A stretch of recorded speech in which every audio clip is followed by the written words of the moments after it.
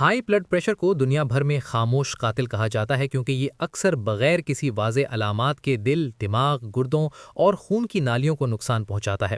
لاکھوں افراد روزانہ اس بیماری پر قابو پانے کے لیے دوائیں استعمال کرتے ہیں۔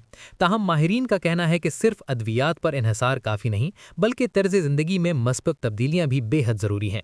طبی تحقیق کے مطابق باقاعدہ ورزش اور وٹامن سی کا استعمال ہائی بلڈ پریشر کو قدرتی طور پر کم کرنے میں اہم کردار ادا کرتا ہے۔ ورزش خون کی نالیوں کو آرام دیتی ہے، دل کی کارکردگی بہتر بناتی ہے اور خون کی روانی کو متوازن رکھتی ہے۔ اس کے ساتھ ساتھ ذہنی دباؤ میں کمی اور وزن پر قابو پانا بھی بلڈ پریشر کو نارمل سطح پر رکھنے میں مددگار ثابت ہوتا ہے۔ ماہرین کے مطابق ہلکی سی ورزش جیسے تیز چہل قدمی، سائیکلنگ یا یوگا روزانہ کم از کم 30 منٹ کی جائے تو اس کے مثبت اثرات جلد ظاہر ہونا شروع ہو جاتے ہیں۔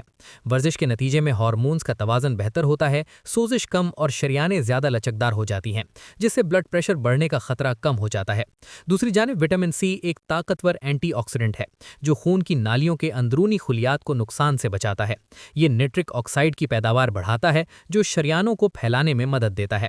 جب نالیاں کشادہ ہوتی ہیں تو خون آسانی سے بہنے لگتا ہے اور بلڈ پریشر میں قدرتی طور پر کمی آتی ہے۔ تحقیقات میں یہ بھی دیکھا گیا ہے کہ وٹامن سی کے باقاعدہ استعمال سے جسم میں سوزش کم ہوتی ہے اور دل کی صحت بہتر رہتی ہے۔